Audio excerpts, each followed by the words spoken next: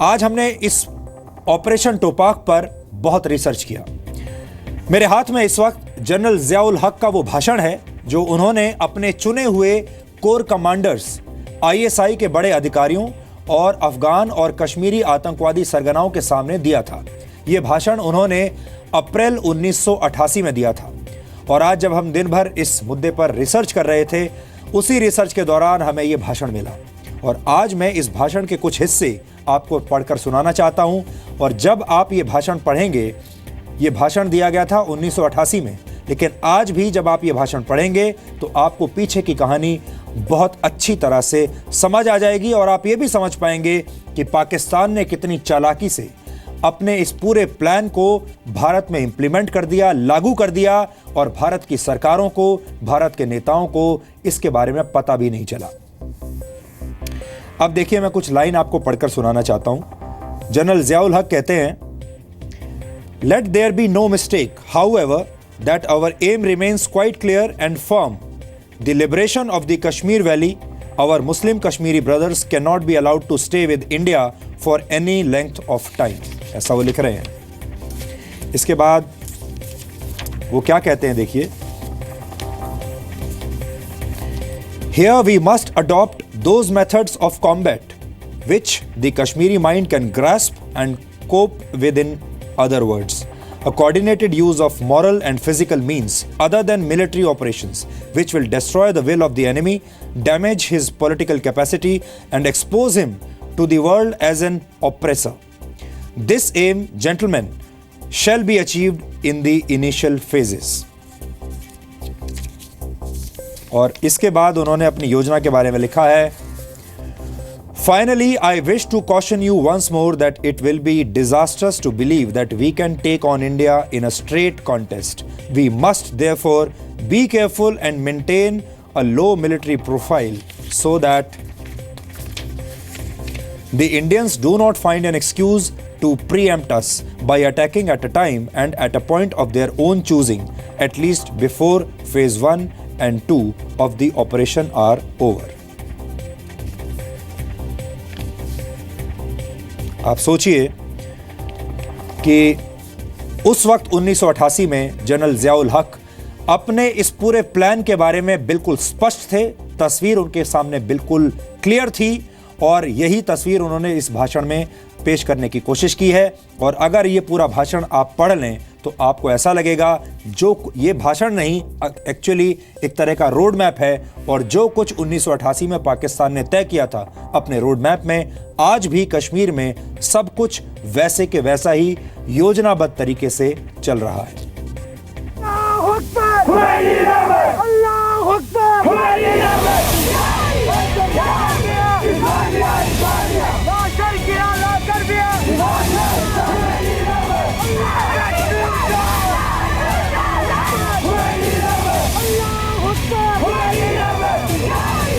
ये जो भाई हमारी जंग लड़ रहे हैं, ये अपनी नहीं, पाकिस्तान की जंग लड़ रहे हैं।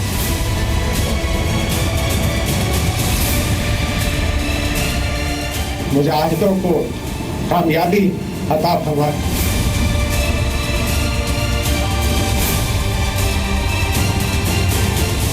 एक पाकिस्तानी तानाशाह की सनत और ऑपरेशन टोपाक। जान देने को तैयार हो, लेने को भी। मकसद हमारा है जहाद।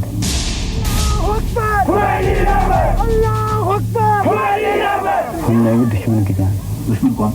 दुश्मन है हमारी इंडियन आर्मी। दुश्मन इंडिया, दुश्मन है हमारे सामने इस्लामी इनकलाब। किसके खिलाफ? इंडियन गवर्नमेंट के खिलाफ। हिंदुस्तानियों पे आप गोली चलाएंगे? हाँ।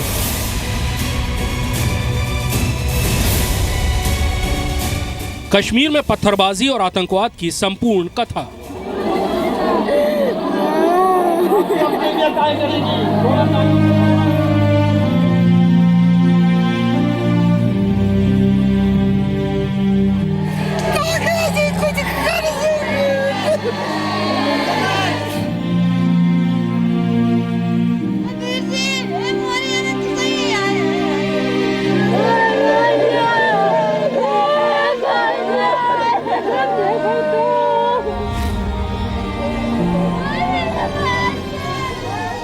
कश्मीर के जख्म आज के नहीं हैं, वर्षों पुराने हैं।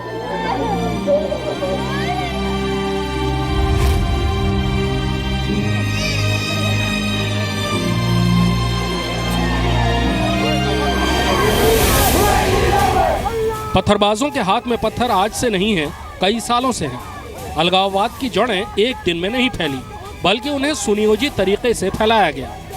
और इसके पीछे कोई और नहीं बल्कि हमारे पड़ोसी पाकिस्तान का हाथ है। वही पाकिस्तान जिसने एक ऐसा षड्यंत्र रचा जिसकी वजह से घाटी में सुरक्षा बलों पर पथराव करने वाले या आतंकवादियों को बचाने वाले एक सेकंड का भी समय नहीं लगाते।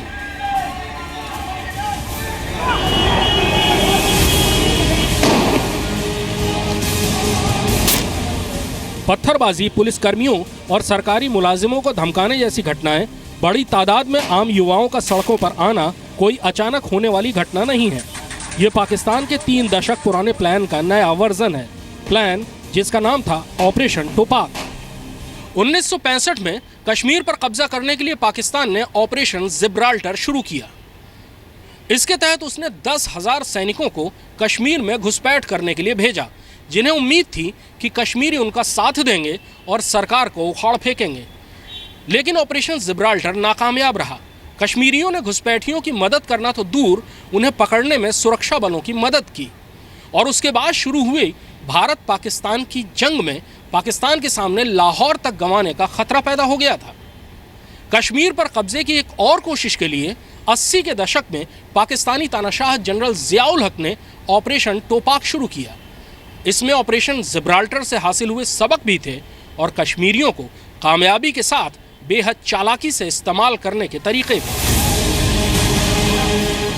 पहले फेज में कश्मीर में छोटे पैमाने पर आतंकवाद फैलाना, पुलिस, सरकारी ओहदों, वित्तीय संस्थानों और कम्युनिकेशन जैसी महत्वपूर्ण जगहों पर अपने लोगों को रखने के साथ साथ अपने समर्थक राजनीतिक नेताओं को ताकत देना, छात्रों और आम लोगों को धार्मिक मुद्दों के आधार पर उकसाकर प्रदर्शन के लिए तैयार करना और इनके छोटे छोटे ग्रुप तैयार करना जो घाटी में पैरामिलिट्री को उलझा सके।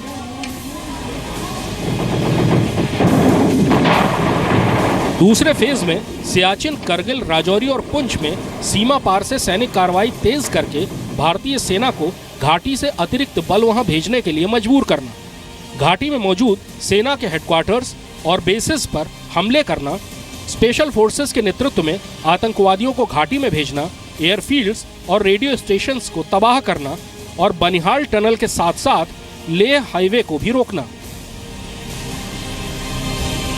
ऑपरेशन टोपाक के तीसरे फेज में कश्मीर के किसी भी हिस्से में आज़ाद कश्मीर की स्थापना करना ताकि उसे बेस बनाकर आगे की कार्रवाई की जा सके। इसमें चीन का भी साथ लिया गया था ताकि वो अपनी सीमाओं पर सैनिक कार्रवाइयां करता रहे, जिससे वहां से भारतीय सेनाएं हटाई न जा सके। ऑपरेशन टोपाक की योजना बनाते समय जनरल जिया के दिमाग में ऑपरेशन जिब्राल्टर की नाकामयाबी और उसके पीछे कश्मीरियों का साथ न देना छाए रहे। इसलिए ऑपरेशन टोपाक के दौरान इस बात पर खास तौर पर जोर दिया गया कि कश्मीर की सूफी ऋषि परंपरा की जगह कट्टर इस्लामी सल्फी वहाबी विचारधारा को पूरी घाटी में फैलाया जाए। 90 का दशक पूरी कश्मीर में ऑपरेशन टोपाक का गवाह रहा, जिसकी परिणति करगिल के युद्ध में हुई। 1999 में करगिल युद्ध में न केवल पाकिस्तान को बुरी तरह शिकस्त खानी पड़ी, बल्कि 2005-06 आते आते घाटी में आतंकवाद भी अपनी आखिरी सांसें गिनने लगा। अगले कुछ सालों तक कश्मीर में शांति रही, लेकिन इस शांति का फायदा उठाकर अगले कदम यानी ऑपरेशन टोपाक 2 की तैयारी की गई। अगर इंडिकेशन जो अभी आ रहा है उसको देखा गया तो मुझे भी एक किस्म का उसी की लाइन में शक आ रहा। वजह इसलिए है कि जब 89 में जो मिलिटेंसी भड़क उठा है, उससे पहले भी जो सिम्टम्स हैं यही था जो अभी आज देख रहे हैं।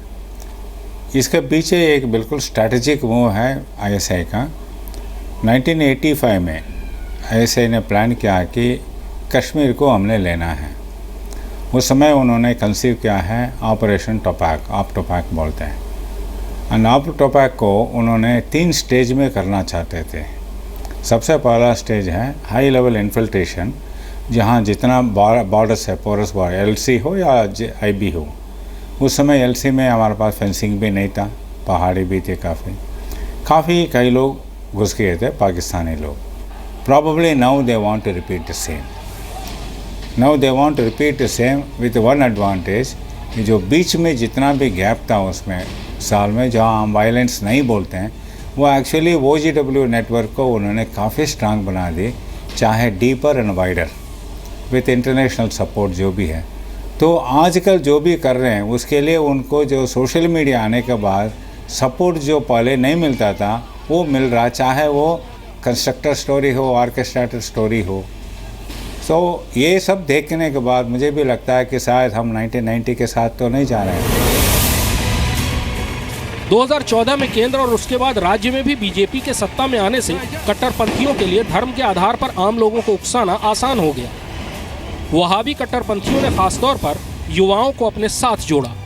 हर जुमे को घाटी में ISIS के झंडे लहराना इसकी खुली घोषणा थी। लेकिन बदलते वक्त के साथ साथ सुरक्षा बलों का इंटेलिजेंस नेटवर्क अपनी वो धार खो बैठा जिसने 90 और 2000 के दशक में सभी आतंकवादी संगठनों के नेताओं को चुन चुन कर खत्म कर दिया था।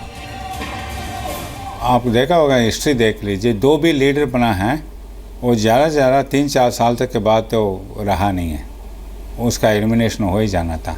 आप कोई भी लीडर लीजिए, चाहे HM को हमारा एक्सपीरियंस है कि जो डिक्लेयर हुआ है leader, maximum we used to give 1 or 1.5 years time, इसके बाद तो then he will be eliminated, उतना तक तो वो कर सकता है। तो they saw the futility of having any leadership, visible leadership.